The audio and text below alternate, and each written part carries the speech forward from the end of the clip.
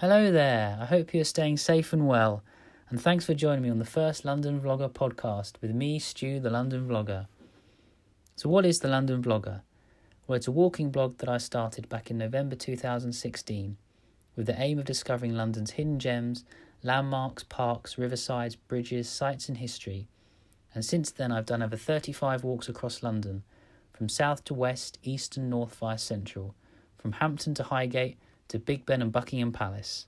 Now I'm going from the world of blogging into the world of podcasting to provide you with your little slice of London history, as well as giving you an opportunity to explore London even if you're unable to visit it at the moment. I personally love listening to podcasts when I'm walking, and in this London Vlogger podcast, I'm going to be redoing my walks in the form of audio podcasts, as well as covering all things London and walking. And in this first edition, I'm going to briefly share why I love walking and London so much, as well as my motivation to start the London Vlogger blog. For me, walking isn't just the perfect way to remain fit and healthy, but it's the best way to actually see something, to get up and close to it, something you don't get when you pass by in your car or on the train. Getting out in the fresh air fills you with so much joy and really makes you feel invigorated. And the perfect way to see London is through walking. So why do I love London so much? Well, for me it provides the perfect mix of the old and the new, the true juxtaposition. 1 minute you could be looking at Big Ben, the next your eye turns to the London Eye. Or you could be standing on London Bridge with the view of Tower Bridge in front of you. Or when you turn your head you can see the Shard. I've always felt no other place achieves this. But it's not just the old and new architecture that I love. It's the natural beauty. Whether it's a park, woodland or riverside walk, London gives you this and so much more. It fascinates me that something so beautiful as Hyde Park can be located not too far away from the hustle and bustle of central London.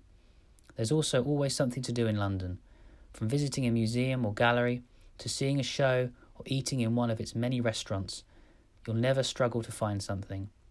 And surely there aren't too many places in the world that are steeped in such marvellous history.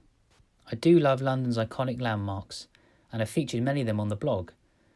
But for me, the main reason I started the blog was to share the hidden gems of London, those places you won't find in a tourist's guide to London.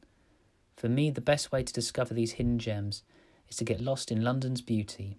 Have no pre-planned route of where you're going, as that's when you find areas, sights and natural splendour you'd not normally find. I just love finding these secret places, whether it's Russia Dock Woodland near Canary Wharf, Trent Country Park in Enfield, or the Teddington Lock near Richmond. They all offer their own unique characteristics. And it's a great feeling to share them on my blog, and I feel we sometimes get too fixated on places like Big Ben and Buckingham Palace, which of course are great, but there's just so much of London to see. I'd say my love for these hidden gems came about 7 years ago when I remember going on a walk around London and coming across the Regent's Canal. I was just blown away by how pretty and picturesque it was. Amazing to think I was still in London, and that's the feeling I always have when I'm in a woodland or green beauty spot. I just can't believe that I'm still in London. And since then I love nothing more than getting out into London and exploring it. For me, my dream day would be going on one of my favourite walks from Clapham to Kew, which goes along the Thames Path, past places like Battersea Park, Wandsworth, Putney, Hammersmith and Chiswick. I also always loved the iconic skyline of London, having seen it many times on TV and in film. It truly is so stunning and special, and no matter where you see it from, whether that's from Alexandra Palace, Stave Hill or Hampstead Heath, it's so recognisable and you can see so much and so many iconic landmarks, whether that's St Paul's or the Shard. It always takes my breath away.